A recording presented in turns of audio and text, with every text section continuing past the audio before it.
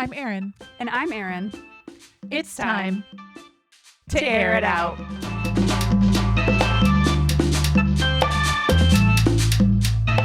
Hello and welcome to the podcast. A thing I never thought I would be able to say for lots of reasons. But we're here. We've been on a journey today to get all of our audio set up and everything. But we're here now. Thank God, truly. Mm-hmm. And we're here to talk about some truly monumental pop culture moments that I can't wait to get into. Mm-hmm. So should we just dive right in? Let's dive in. The thing I'm sure everyone wants our opinions on, Taylor Swift and Travis Kelce's wedding. It just happened. Literally just happened, hot off the press. Thank God we had audio issues. We wouldn't have gotten this news. Live reactions are so important. Cheers to the royal wedding. Cheers to the royal wedding. Mm-hmm. This is a Celsius in a cup. It's very ugly to look at. I have water because I'm a hydrated person. She's responsible.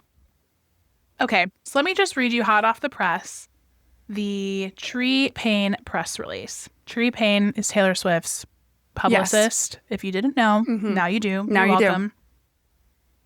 The bride and groom's wedding ceremony looks have been created by Christian Dior Haute Couture. They are designed by Jonathan Anderson, creative director of Dior's women's, men's, and haute couture collections, in close collaboration with the bride and groom. This is the designer's first couture wedding dress for a world-renowned celebrity. Their shoes were custom-made by Christian Louboutin, and the bride wore Cartier jewelry, her rep said in a statement. Taylor and Travis did not have bridesmaids or groomsmen. Instead, her brother Austin Swift served as Taylor's man of honor, and Jason Kelce was Travis's best man. Their ceremony joined both families together and was officiated by friend Adam Sandler. That's right. Adam Sandler. Adam Sandler. Officiated. I'm really curious to know who's going to be the musical performers. Well, rumored Stevie Nicks. Stevie Nicks. Which is iconic. Amazing. I've also seen Tim McGraw. Also iconic. Amazing. And then the Chicks posted a random picture of themselves and people were speculating they're also performing. That's fantastic. Yeah. I mean, she could choose literally anyone, but I do hope for a Stevie Nicks appearance. That feels right. It feels right, and it would be very romantic. Very romantic. And beautiful. So there has obviously been a lot of talk and controversy and opinions about this wedding. And I'm going to preface everything I'm going to say. Oh, we have opinions. With the fact that I do identify as a Swiftie. Yeah, same. I went to the Eras tour multiple times. Same. I think I bought her debut album. I have the original lyrics to Picture to Burn. I won't say them what they are on the podcast, but if you know, you know. So I've been a longtime fan. I'm not here to defend Taylor Swift, but I do have some thoughts on the discourse that I've been seeing. Mainly that it's all annoying. As discourse is related to her. Yeah. I'm later to the Swift fandom in the last few years, but I'm here and I've arrived, and I'm on the side of being annoyed as well. But I want to know why you're annoyed, and so we can compare our annoyed notes. Well, a lot of this, I think, is stemming from the same group of people that had a lot of opinions, a lot of negative things to say when her last album came out, which, hand on Bible, I'm not a big fan of, which is fine. There are some bangers, but definitely not in my top five fave of her albums. But this, I think, is where a lot of times people on the left lose the plot. They are just getting so far being obtuse about their opinions and harping on a woman who's just trying to live her life. Like, all of the opinions I've been seeing is, oh, she's so self-obsessed. This is so tacky to have it at Madison Square Garden, which I don't maybe think I inherently disagree with, but I have not seen one of these people have anything to say to Travis in response to this. It's all about how horrible I didn't even think of that. Taylor is as a woman. These are her horrible choices. Shame Maybe on her. This is his dream. Yeah, shame on her for only donating $26 million. Only. But it's never all the arguments. Sometimes I don't even have $26. So, I mean, same. And so that's just good for her. That part's just really annoying. Let's be equal opportunists. There are two people. It takes two people to tango. And it's not just her calling the shots here. Like, no, he's half of the problem. I think people really like to dislike her. Yeah. Because the thing is if you really don't care about something, or if you're not if you're not like triggered about it, you're just apathetic. You don't care. Who cares? It's over, like whatever.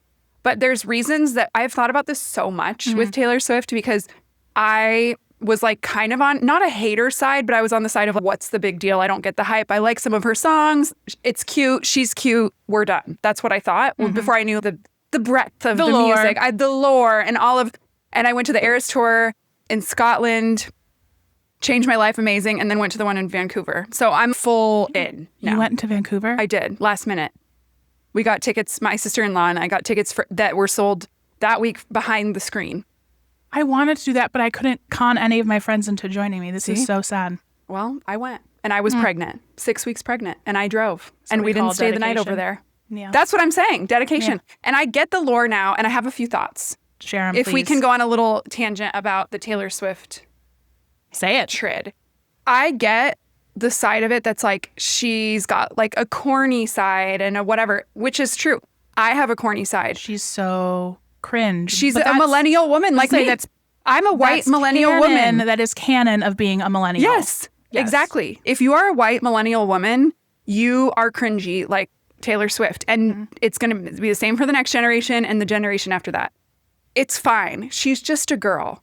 And I think that I think she's a bit of an enigma and people can't put her there. They want like all of our female pop stars, and it's no shade on people I'm thinking of, but they want them to be these like doll-like humans with fake lips. I have fake lips. This is no shade on fake lips, but like very fake looking, very Barbie looking, very like sexual.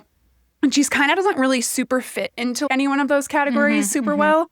And I think people don't know what to do with her because as women, we need to know what to categorize people as. I think just in general, it's easier for us to categorize things and put things in boxes to make sense of the world. Yeah. And because she's a bit of an enigma and she is in a lot of genres and kind of doesn't have great fashion style. She really doesn't. And whatever.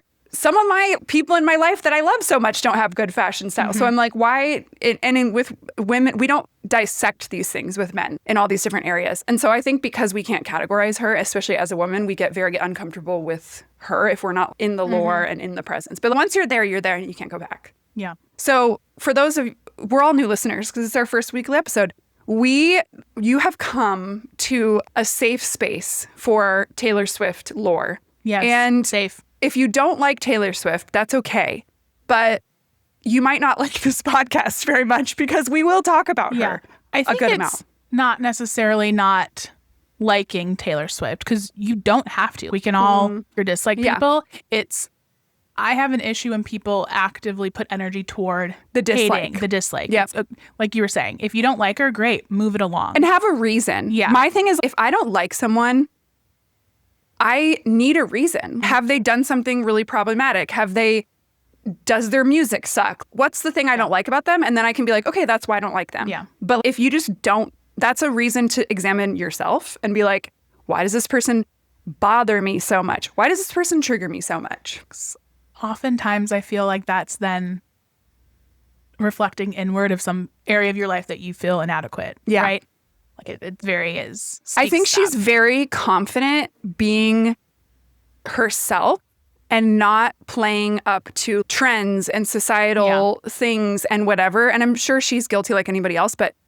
And I think that when a woman or a person, but especially a woman, is very confident in just their authentic self and shows up like that unapologetically, is very triggering for people that don't have that necessarily themselves. Yep, absolutely. So yeah, it's her wedding day today. The other thing that is filling me with rage about this whole wedding situation is the discourse around her being a billionaire. I will be on the record. I will say, yes. She's on the record. There's no ethical billionaires. There's no real ethical way of becoming a billionaire. But if you're going to have that energy for her, let's please be equal opportunists and have that energy for everyone else. Like I was saying, kind of the white women that are spearheading their liberal woke crusades on the internet that I think are really have lost the plot. Well, you go so far that you go back to full on conservative. Yeah. It's like where's this energy? I'm sorry for Beyonce. Yeah. Love Beyonce. Obsessed. Also, her and Jay-Z are billionaires, but she's not out here doing all the things Kim Kardashian that you're mad at Taylor Swift for not doing. So I just think that the Taylor hate is so forced, and move it along, people. It's because she says it, she keeps her side of the street clean. Yep. And people want, and the other thing I've noticed, and this is not just about her, but public discourse in general and social media discourse, is we get a lot of attention for being the one to uncover something negative or being the one. And so everyone wants to be the one to uncover that thing about Taylor Swift that like is going to be the thing that gets her canceled. And so they're like thirsty to be that person because it gets you a lot of attention. Yeah. And it's maybe she's just kind of a unproblematic mostly person and is flawed like anybody else. I think the discord around her being a billionaire is really annoying because, unethical to be a billionaire. However, we're all doing unethical things. I purchased these on Amazon. I'm sure I'm doing unethical. The amount I purchase on Amazon is not even cool. But you're not alone. We live in Seattle. You're not alone. We live in Seattle. We can get stuff. I'm not kidding. Day of anything. You don't need to go to the hardware store, the grocery store, like literally. So I'm up Amazon's asshole every single day. I'm sure I'm hurting the earth left and right. Jeff Bezos thanks you. And he thanks me. And that's just my truth. And I'm out here trying to be an environmentalist in certain ways, and then I'm ordering on Amazon every day. So keep your side of the street clean, people. It's impossible. It's just impossible. There's no winning for her. Yeah. No winning. When she was a single gal, she was desperate and only single because she only wrote love songs. Then when she got with Travis, it was all a PR stunt. And yeah. Well, she owned the NFL at that time. Remember? Yeah. That's what the people were saying. Because it's scripted somehow. Somehow throwing a ball with physics into the air with wind and factors you can't control is scripted. Yeah. It's according to Tay Voodoo, as the internet says. Oh, I didn't know that one. Yeah. Well, I can teach you some things about I can't wait. So what else do we know about the wedding so far? Okay, it's 6:20 p.m. We're on July 3rd. So we are on wedding day. So this is like breaking news is coming out. We're getting it actively. Where are we? This is my personal theory. I have no reason to believe this. I've seen nothing. But my soul tells me that they were married before today. Makes sense. Like maybe in a smaller ceremony with just their immediate family. And then this was just the big celebration with literally every celebrity under the sun. This is the after party. Yeah. But like I said, don't ask me where I got that. It came from the depths of my soul. I think the juiciest thing that I've seen so far is the fact that Blake Lively and Ryan Reynolds were spotted upstate New York, several hundred miles away from Madison Square Garden. So I think that confirms nail in the coffin the rift of her friendship with Blake. I would have been more shocked if they were there than not at this point because of what we know. However, you never know what's going on behind closed doors. Carly Kloss is there, and we all had theories about that, and maybe they've made up or whatever since. Her look, we haven't seen that many looks. We've only seen a handful. Carly? Oh my God. I mean, she's beautiful. Obviously, she's a model, but, you know, she's if she wasn't beautiful, it would have been a problem for me. I was like, wait, what? I was confused. I get what you're saying. I think that the material of the dress she was wearing and the construction, she looks perfection. Yeah. And I am so excited to see what everyone's wearing.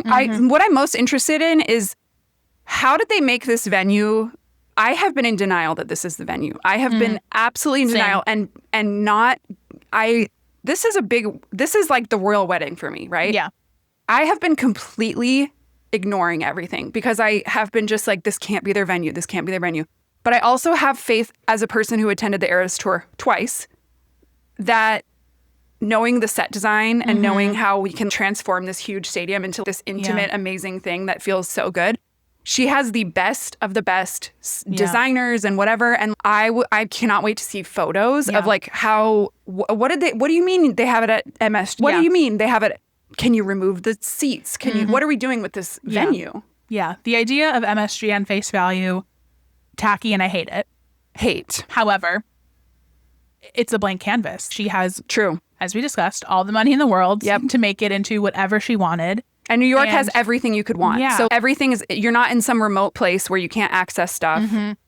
I think from obviously a security and safety standpoint, it probably was a smart move because it's a very smart move. No matter where it would have been, there would have been drones and helicopters and horrific. That's horrific. And that is what actually makes me sad Like Yeah. I've moved past annoyance and feeling like it's a tacky decision. Because you wanted to have a drone. You had a Right. drone ready. And then it makes You me were gonna sad that stalk it? because I don't think in any world this would have been her first choice for No. her wedding location. Absolutely not. So that thinking of it that She way, is a woman of the woods. a A woman woman of the with woods. bangs like that does not have an MSG wedding. I'm saying this with bangs. I have seen a theory online that she was growing out her bangs for the wedding because this is interesting. If you look at not her Instagram because she doesn't really post, but pictures of the appearances that she's been out in public over the last 2-3 months, the bangs are always slightly different. Yeah. Sometimes the bangs don't match the color of the rest of her hair. Sometimes they're coming from way farther back on her head, and sometimes they're up closer to the forehead. Mm-hmm. There's a conspiracy theory online that she has actually been wearing a clip-in bang, and she's been growing out her hair for the wedding. So I'm curious to see if I we're going to hope get that's not true. full forehead. Because I am also a woman who is a forever bangs person. And the times but- that I don't grow up, that I have bangs without bangs, I feel sad for myself. Yeah, And but I just feel like you she's the can't- same. You can't be lying to these people. You just cut the bangs for this podcast. I cut the bangs for this podcast. After, by the way, 1 year ago, I had a baby, okay? And I thought I could be this clean girl, middle slick, but now it just became hairs over here, forehead recession. We should I don't like put in Taylor. a picture here. I don't like her if you without want. bangs. I have You had haven't seen her without bangs in so long, though. the photos I've seen are not good. She Oh, needs bangs. okay. I'm saying this as a retired professional It of is true. 12 years. She needs bangs. She needs bangs for a few reasons. Okay. Her forehead. Okay. I'm also have a big ass forehead. It's fine. Like What do you think about this big ass forehead right in front of you? it's not, you know what? It's not a big forehead. It's not the same. Oh, I'm going to clip that and tell it to my family because I get roasted They all need the to time know. for my giant They need to forehead. know. Okay, great. Also, Taylor Swift needs bangs because they give her a style with her hair. She doesn't Yeah. have color. She doesn't have anything else. Yeah. They give her a frame and a style, and it's her signature. I think it matches her earthy undertone Yeah. vibes. She just needs them. And I hope she's a bride with bangs. I hope we don't see some Hailey Bieber middle part, whatever. Not to say She's she's beautiful, she's but- not a slick back bun girl. right. I hope we don't see a try-hard version, which we've never seen before on her. In fact, we've seen the opposite where it's like, you could try a little harder sometimes. Bless her. Same. But I want to see her. I have seen her lately with the bangs, and I think they're looking really good. Yeah. And I want her to have an updo, and I want it to be bangs. I don't know why she didn't call you for her hairstyling. That's what I'm wondering. yeah. Or my BFF Rude, Kaylee Taylor. in New York, who could have done her hair. Not Maybe- that she hasn't had anyone do her hair for, But maybe years. she did and she's been under NDA and you just don't know. So true. Things might come to light. That's all I'm saying. Whoop. All right. Any other thoughts on the Tavis of it all? No, I think I'm going to have a lot more thoughts when we see pictures. Oh, yeah. We will definitely will be have- bringing this topic back. So many thoughts at that point. Yeah, because J.W. Anderson, I think, is going to be great. Is that who designed this dress? Dior? I think Dior is a really good choice for her. Yeah. I was thinking She... a very classic designer like that or some unknown person, but I think this is good. Her style choices just sometimes make me nervous. Yeah. So Nervous. crossing my fingers that, I mean, I'm sure looks I think Dior is stunning. very classic. Yeah. And very tailored classic. And I think it's going to be really good. Great. I would be nervous if it was like Versace or something like that. That could be like a little more Totally. Yeah. There's a lot more room for user error in that scenario. We can use the word tacky. Yeah. I want to see this. I'm putting this out there because I just want it said. This is what Say I want to it. see. I want to see low bun, bangs. I could see a beautiful off the shoulder, Ooh, yeah. full off the shoulder. Yep. Sleeve. I want a Sleeve. sleeve for her.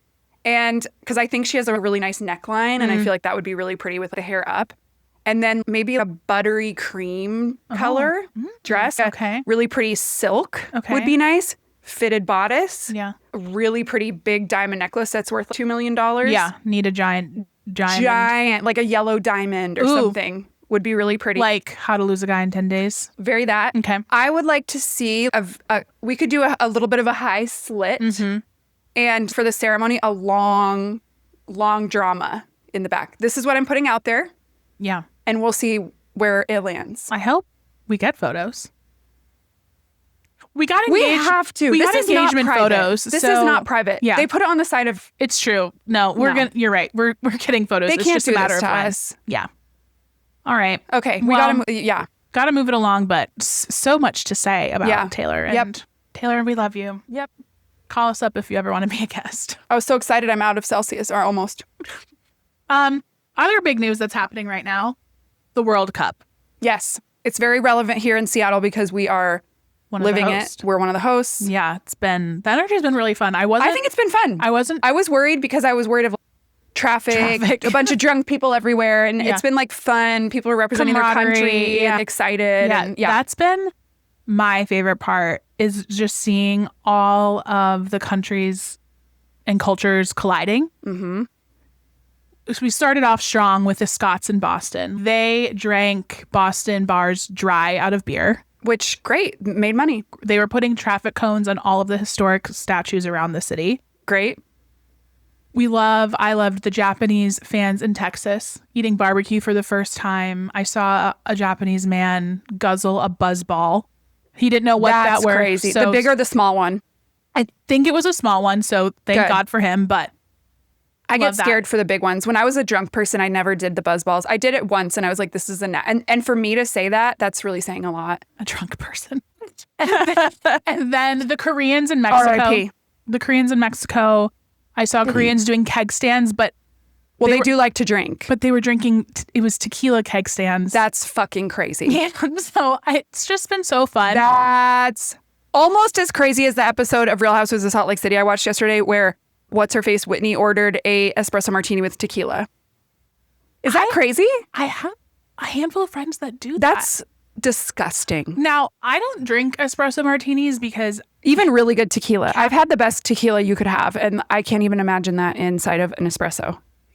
caffeine Mixed. and I do not mix. I avoid. I mix very well even with it. though I love her. I caffeine. just drank a Coke, so we'll see how She's this getting goes wild. later. So I can't really imagine drinking espresso with alcohol, but especially espresso with tequila. That's crazy.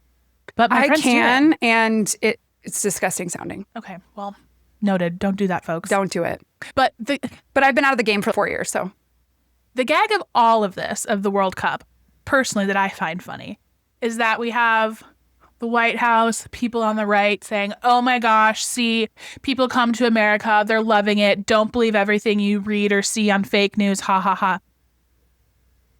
All of these people are coming to cities that Fox News and the White House call hellholes. Yep. So they are experiencing America, but they are experiencing liberal cities and loving the things that American cities provide. They're not out in the middle of nowhere Midwest. I'm from Wisconsin, so I can say that. Yeah, we're allowed. So it's just, again, classic. And this isn't necessarily the topic or forum at this time to really dive into all of those thoughts, but it's just classic them wanting to have their cake and eating it too. Nope.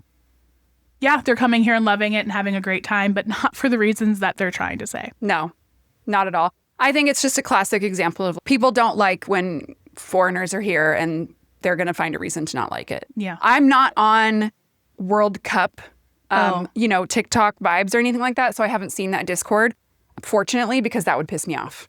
Yeah, I can catch you up sometime, but it's frustrating, but also so heartwarming to see everyone just having the best time with each other. By the way, sometimes I'm like, do you all not? I mean, we have some fucked up shit in America, okay? That's Like putting it scary places. There's a few down the street from my house. But a lot of these people are coming from also places that have a lot of scary places. Yeah. So, Yeah, the math ain't mathing. yeah. There's enjoyable places in America and very many of them. Yep, And that's great. that's great. We love it. And, On this 250th anniversary of, what is it, 4th of July? Yeah. yeah, God bless America, as they say. Have you been, following the U.S. men's national team in the tournament at all? If you mean following by, my brother said "Go America" yesterday in our group chat. Oh. That's my extent of following. Okay. And I think that meant that they were playing and did something good. Yeah. Do you want me to catch you up a little bit? Okay. So I don't know if you know the history of the U.S. men's national team. Sounds like probably not. I don't know a lot, but in general, they have not been great historically. I do know that they are not that good. And then especially juxtaposing them to the U.S. women's national team, who they have been good. Good. They've won multiple World Cups, have won multiple Olympic gold medals just in my lifetime. I just remember the shirt coming off. That's all I know. Yes. And that means that something good happened. Yes. So cutting into this World Cup, there was obviously some doubt, some unsure feelings about how this team was going to do. And how the World Cup is set up is you are in a group stage first. So you are in a pool of essentially you and 3 other teams. Depending on how those games go, you make it out of the group stage into tournament play, which is what many people think of when you just think of a tournament. You have one game against one team. You lose, you're out. If you win, you advance. After the U.S.'s first group stage game, they played Paraguay. I believe they won 4-0, as they say, 4-0. They say in the biz. Shocked everyone. And that's when people starting to be like, okay, this team might actually have a legitimate shot to make a good run. And that's turning out to be true. Go America. Yeah. So we played our first elimination round game. Don't think it was yesterday. I think it was the day before. Mm-hmm. Maybe. I'm getting my days mixed up. But we played Bosnia and, my gosh, I'm going to butcher this country's name. It's Bosnia and Herzegovina. That's wrong. I've never heard of her. That makes me sad for myself. It's where Diana Jenkins from Real Housewives of Beverly Hills was from. If you remember her, one season wonder. I don't. Oh my gosh. She's the one whose husband was that singer. And they hosted the holiday party. And then Erica Jane was drunk singing. Why do I feel like I'm getting that mixed up with David Foster? That also happened in a very similar way. Again, we'll circle back later. I'll get you up to speed. I'm sure I've seen it, but it's, So we won that archives. game. I'm not as, I don't have the archival knowledge that you do, that I admire.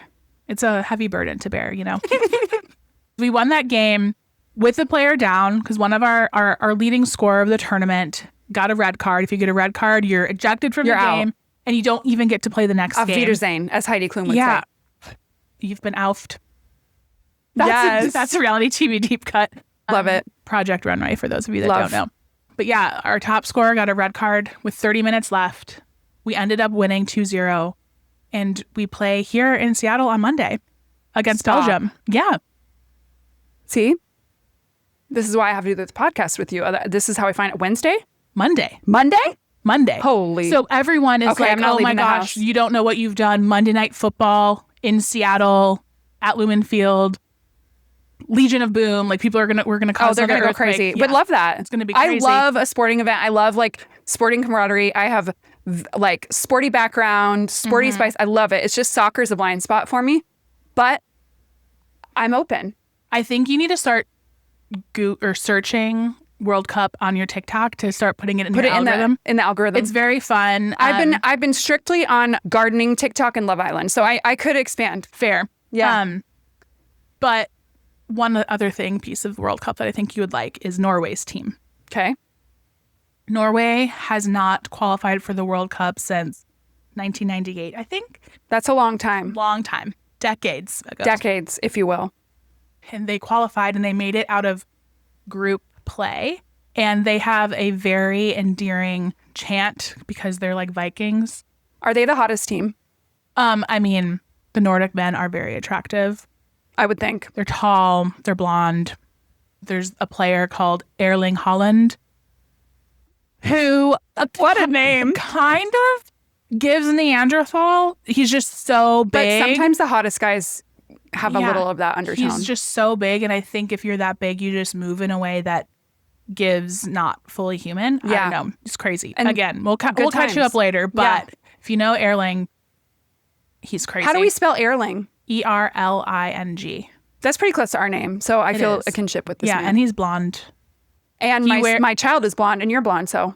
He wears a man bun, but the bun... Oh, I struggle with a man bun. The bun gives Amanda Batula hair at Summer House reunion. That's the style of bun.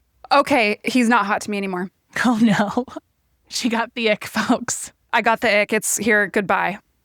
Well, in post, we'll put up a picture on the screen Yeah. for you guys to know what hairling looks like. But And then if you know Amanda Batula, you can know that, and then vice versa. yeah. But since your algorithm is half gardening, half Love Island, It is 50-50. I think maybe we should transition into talking about Love Island Yep, US. it's time. Okay, take it away. It's taken over the nation. I want everyone to know, you heard it here. My closest friends will tell you. I have watched Love Island since season 1 UK, okay? I have seen most seasons, most episodes. I'm not watching UK this year, which is very unfortunate. It's tragic because It's it tragic. is so much better this year It's than so the much US. better always. Yeah. I can't do it because and not to be this person because I hate it when people are like, oh my God, I'm so busy, but I actually just do not have time to do it, Yeah. which sucks. Love Island USA was so bad for the first few seasons. I still watched it. But once they adopted the formula they do now, which is exactly the British formula, it's great. I feel like it's my patriotic duty as a person who feels a little annoyed sometimes at our government to watch the USA, And vote in elections that matter. such as the Love Island app. I did see a tweet, or I guess it wasn't a tweet, it was a thread earlier. I read it to you that was like, thank God the US beat the British 250 years ago so that we get Love Island US and Love Island UK every year. 100%. Well, and so I got my husband into Love Island, and it's been a great bonding time for us. But we decided that we're going to watch it after the season. We're going to watch UK after. Yeah. So I will be up to date eventually. Okay. But I could never have a season of Love Island go by and not watch it. Yeah. UK. I mean, UK is just the one. It's where I know every accent from whatever. But where are we now with, let's see. So we just got back from Casa Amor. Sure did. We had movie night. Movie night. I think that, so where we're at now, and probably by the time this comes out, obviously more will have progressed and whatever, but Kenzie got off easy. Yeah. I think that her movie night let her off the hook. Yeah. I think she's as bad as Sincere. Absolutely. I was actually texting one of my friends about this earlier. Kenzie is absolutely moving in the way that all the men in the villa are moving. She is giving fuckboy. She's giving fuckboy. I think the key difference, though, is that even though I think, yes, her clip didn't show the extent of everything that she's done and the sinister, spooky moves she's made behind people's back, Spooky-ooky. she took the feedback after the movie night. Yeah. Like, she was silent. You can tell when she was watching it, she was like, oh shit, this actually doesn't look good. She heard what people are saying, apologized right away. I did not detect an ounce of defensiveness. Obviously, we can debate if that was genuine, if she really believed it. Obviously, actions speak louder than words, Yeah. so we'll see how she moves from here on out. But that was a big thing that I did pick up on because all of the guys, when they saw their clips, immediate defense mode, fought back. Most of them didn't take accountability or apologize. Nothing. Corbin did, but I think it's just because he didn't want to get yelled at. Yeah. He folded like a house of cards. So I did appreciate that of Kenzie, but absolutely how she's been moving is no different than how all of the guys have been moving that has annoyed this nation. This nation is a miss because of this woman. I think she's giving fuckboy to me because fuckboys lie by omission. And they lie by not saying very much. And that's how she communicates and that's how she moves. And what people like that do is they have you fill in the blanks and you make your own conclusions. And they kind of invite you to do so. And then you are like, oh, it's fine. They're taking accountability, whatever. I will say one thing I was impressed by. Well, let's talk about how hilarious it was when Sincere said, they're just showing old clips. This is old news. I'm like, anything that's a clip of anything is old news. Also, 2 minutes ago, it's old. You know this happens every single year. Yeah. So if you didn't want to get caught, why are you acting the way you're acting? I think it's just ingrained in him. I think it's like it's like a nerve that he just, it's totally his knee-jerk reaction. I will say I was very mad at Casey at first with his reaction. I really felt the genuineness of his apology when he came to Anaya 24 hours later. And it took him a long time. Yeah. Not mature, not good. It's true. But I do feel that his apology was real accountability and real understanding of her perspective and not like, because the whole time, my problem with Casey is I want to like him. But the problem is he blamed Anaya for every little thing that happened along the way. And this was the first time that I really felt real character growth from him. So I'm like hopeful for him in the future.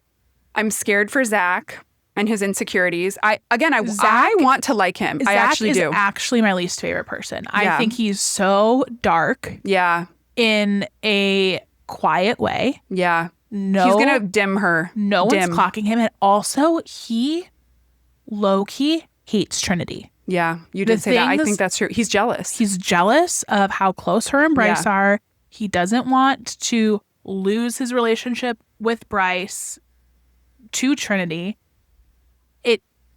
It actually scares me at how no one is picking up on this. Yeah. He's very good at that. And he's very insecure. Yeah. I'm nervous but I want to like him.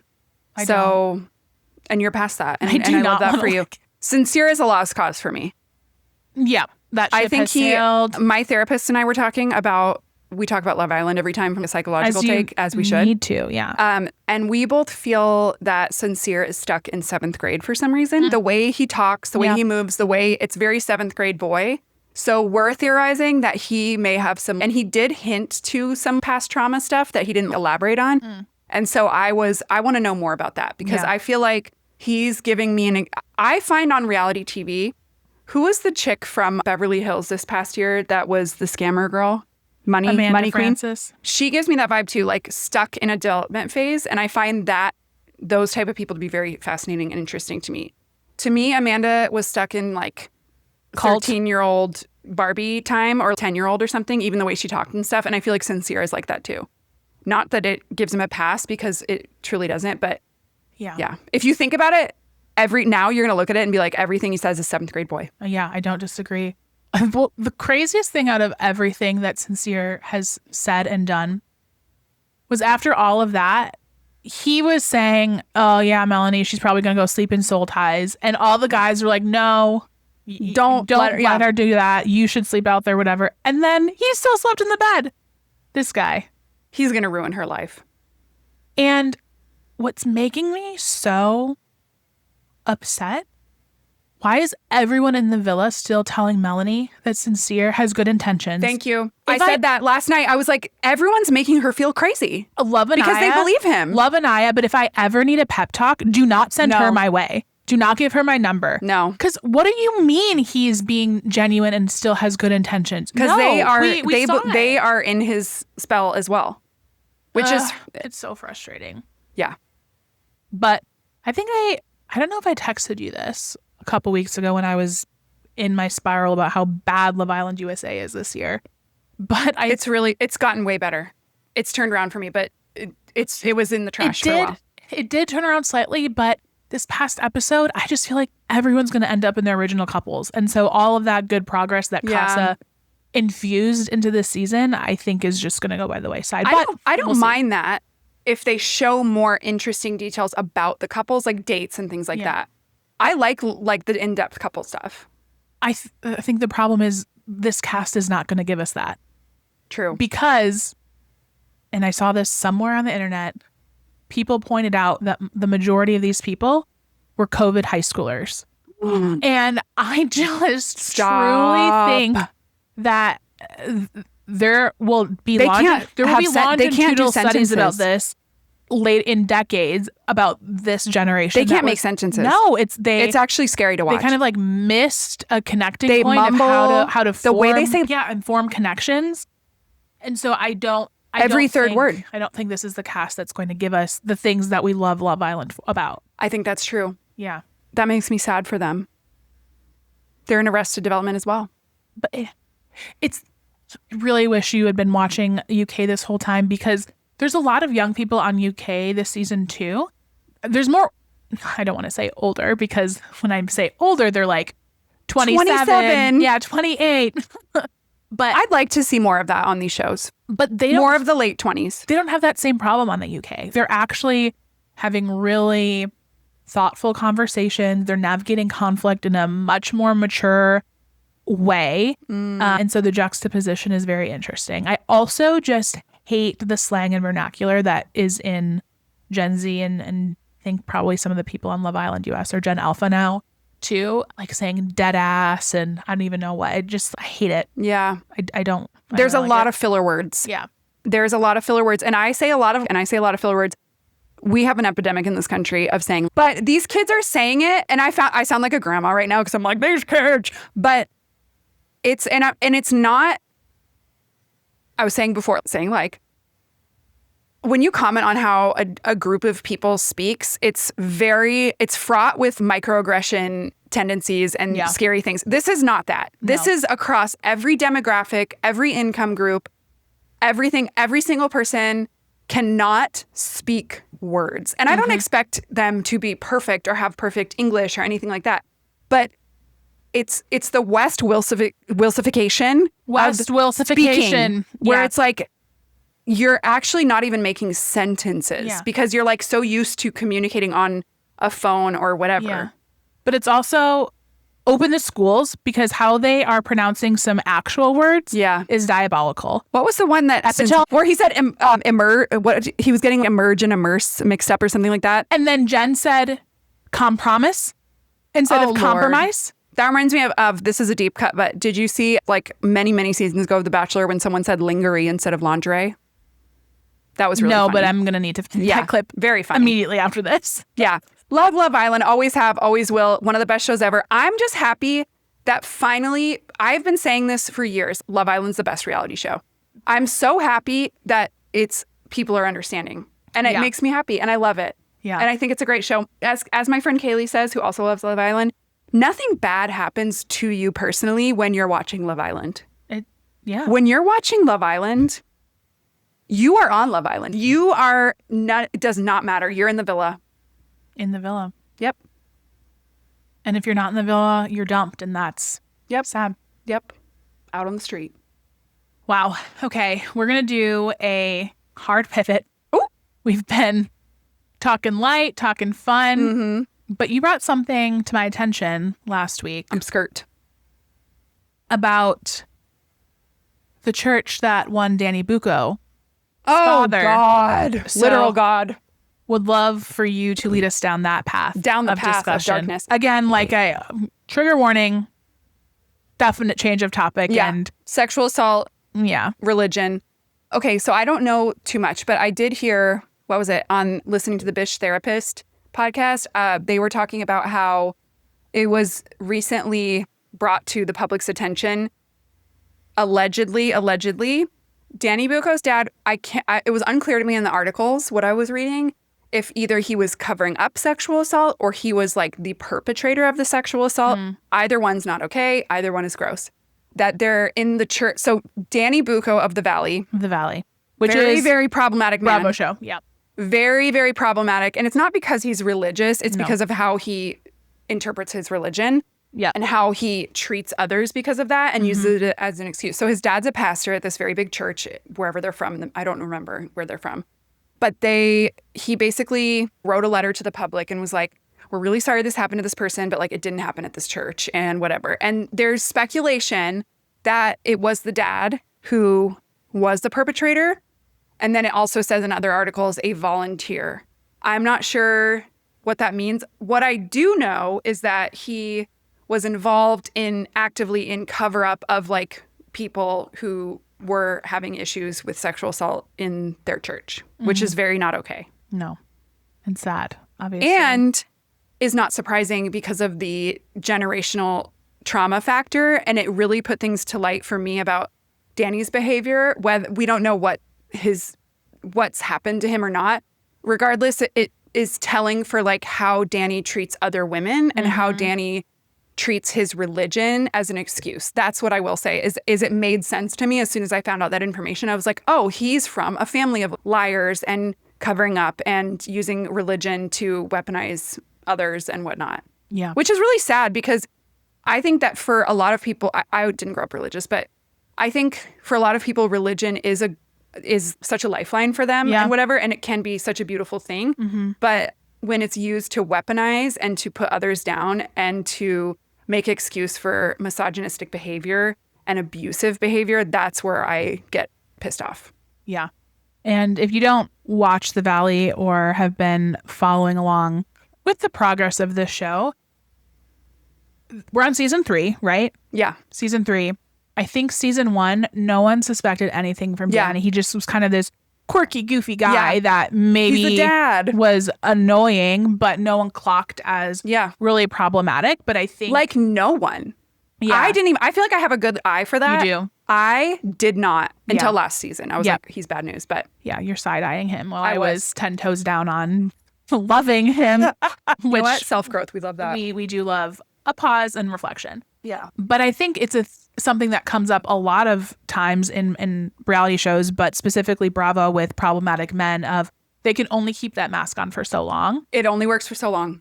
And so season 1, I didn't see any red flags. If I went back and Yeah. watched now I'm sure with we would this with a different understanding, lens. I would be like, oh, okay. I feel the same. Why was I blind to this? But then last season, it was, I think tides definitely started to turn. Yep. There were people that were, It was a little bit like, yeah, what's going on here? But we're not Side-eyeing. fully. Yeah. I wasn't even fully like, he's terrible. I was just like, something about him's off. Yep. And then this season is, Full on. wow. He's terrible. It did take me a minute to get there, as you know, with the text It that we happens.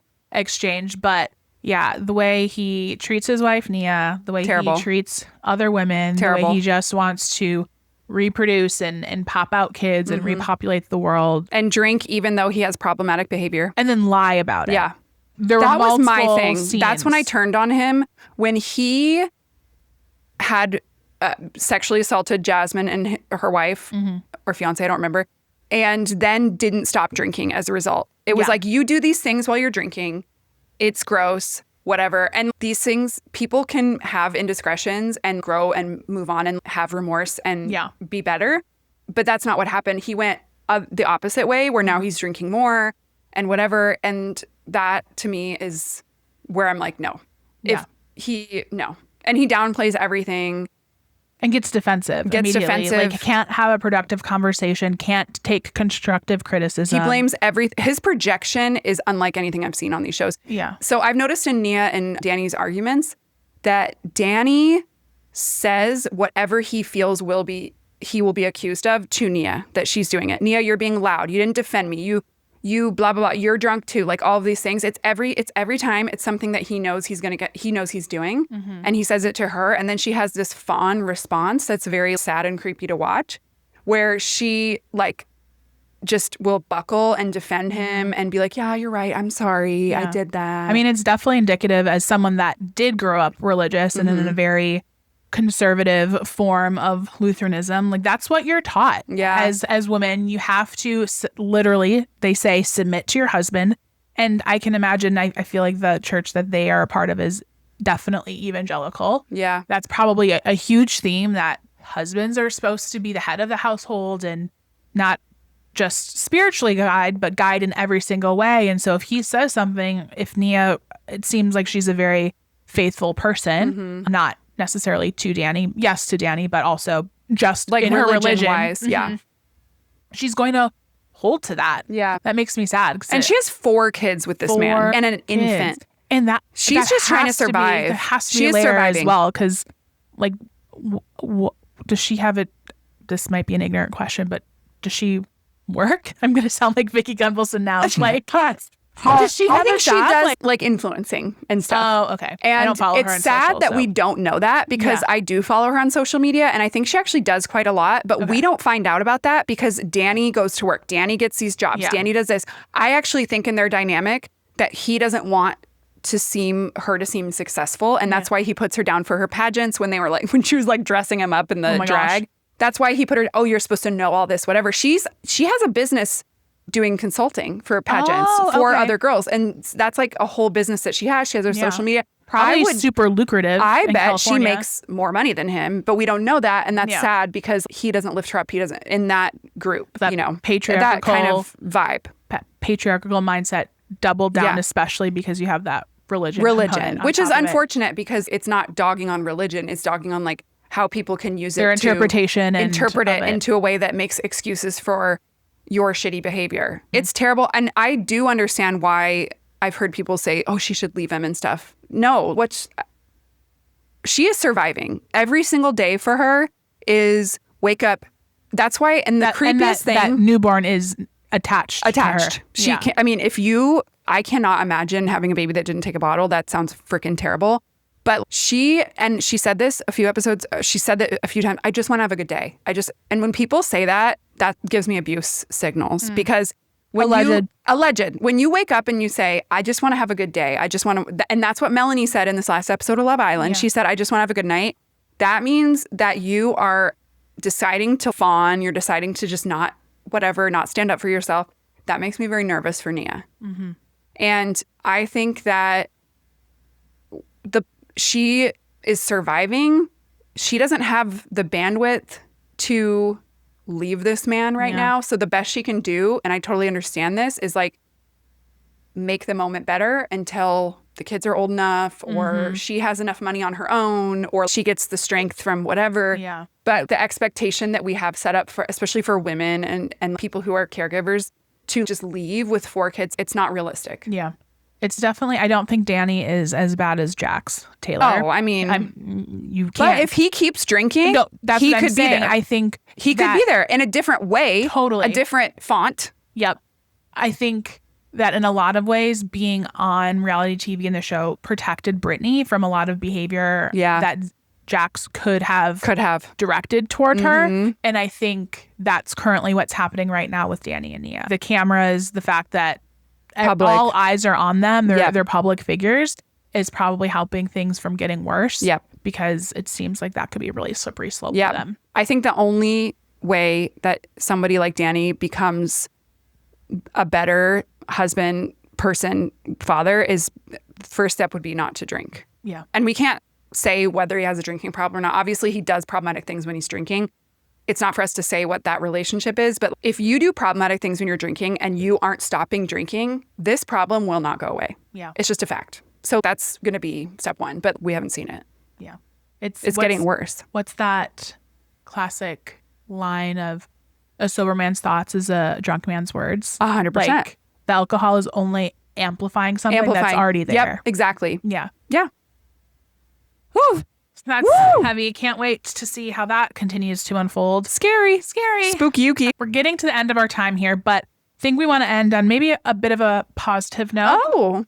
And this is going back to my niche TikTok algorithm.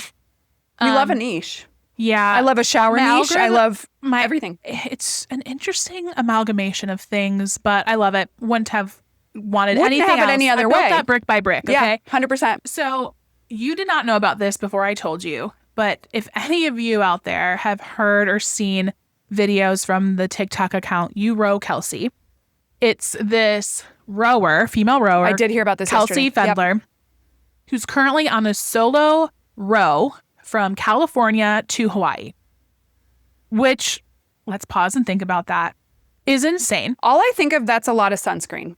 So much That's sunscreen. where my brain goes. Because I did notice she's a white lady. She is a white lady. And that means for us, that's a lot of sunscreen. Yeah. She's early 30s. I think like maybe 32-ish. I don't know. But so she is, her normal day-to-day job is a raft guide in the Grand Canyon along the Colorado River. So this is that's awesome. Definitely not her first she's toe in the water. Ooh. She's not a noob. Yeah. She's done some ocean rows before, but she wanted to be not the first person or first female, but she wanted to break the female record for how fast you could row from California to Hawaii unassisted. So that means she's not getting any food or water. She packed everything that she was going to need for this entire row. She's completely alone. Boat. She's completely alone. Last time I checked a couple hours ago when I got here, she was about 40 nautical miles from her landing spot in Oahu. And her original goal was to beat the women's record. But yesterday, she was 500 nautical miles ahead of the men's record. Crazy. So she will beat it. Maybe today? Do we question? I think I don't know the how goal much is each day. I think by 11 p.m. Pacific, she's amazing. supposed to be in Hawaii. I love stuff like that. Just like showing I think that's great. what the human body can do, putting your mind to something, the mind to something. And then we love to see women on top. Always. We do. And then my second question, my second thought is where do you land on your relationship to what that would feel like for you to do that same thing? There's no way. No way. No way. When I was in college. Trapped. We did a long weekend where we rafted down the Orange River in Namibia and then camped along the shores. Mm-hmm. I couldn't. Just thinking back to You that just floated experience. down the river. You just went down. You said bye. That was an insane time because the water that we had was the river, and we would just drink the water straight. No filter. There was one person in my study abroad group that had a filter or light stick that she That's put in her water bottle. So crazy. But the fact that all of no matter where you are in the world, that's knock crazy. on wood, This is fake wood. This is fake wood. This maybe is real wood. There's behind probably me. no real wood in here, but Well, yeah. The fact that all of us are still with everyone on this planet after that experience of not filtering that water is crazy. That's horrifying. And that's when you knew it wasn't for you. It wasn't for me. I really tried to be a nature girl. Yeah, you gave it a whirl. I am a glamping girl if I must You dipped camp. a toe. I'll dip a toe. I'm very white, as we can see. I would need gallons of sunscreen. So many gallons. And that still wouldn't be enough. It wouldn't be enough. Do you think you could ever do it? I think I could do something extreme with my body solo in the wilderness. Yes. Okay. I do think I could do that. Rowing, no, because a few reasons. I get motion sick. Also, Oh, same. Very bad. I don't know why, but that wasn't the first thing that popped in there's my that. mind. The silence I could do. The isolation I could do. Love Same. that. The nature of it all I could do. Where I would struggle and where it's not appealing, being on the little thing, and that's all I'm on. And that's where that would scare me. But I think I could do. There's a show called, oh my gosh, what is it called? Alone? Extracted. Oh, Have you seen that one? no. It's like a survival show. Okay. It takes place in the Northwest, and basically people go into the woods and survive as long as they can. And their family members are back at the headquarters and negotiate to get them supplies. But John said the whole time we were watching that, he's like, John's her husband. Yes. And our tech support. yeah, obviously tech support. And every time we watch it, he's like, you should do this show. You would be so good at this show. Oh my God. You should do this show. I don't do it. This is not like a hobby for me. I just know I could do it. I don't know why. Don't ask me why. It's just a fact. So this whole podcast started because you had an idea and a belief that we could do something. 100%. I'm very good at that. Once I get it, just done. So I think our next goal and mission is to get you on this show. He wants me on that show And or then- Survivor. That's the other one then he when says. it airs, we could do weekly recap episodes. That would be fantastic. We just unlocked something. I think Survivor would be really fun. Okay. That's for me personally. But I would do both. Yeah. Let's get it popping. I don't know why. I'm like, yeah, I'll do it. The only so thing is scary leaving to the me. baby. Oh yeah. That's the thing. we can't leave him. He's I so cute. can't. I've only been away from him I'm not a super clingy type of mom, but I cannot imagine being away. So he's a year basically in a couple days. I can't imagine being away from him for more than maybe a couple days. Just I actually can't. That's my only thing. But maybe once he's a little older and I'm like, we're good and he's in school and stuff. Or daycare full time a or something. 10-year-old boy. Ew. That's different. That's different. So okay. So we have 9 years. I think to I could do prepare. it when he's 3 or 4. Oh, okay. Yeah. Has some independence and stuff in his day to day. All right. You have some time to prepare. Yeah. Thank you for your support. Always.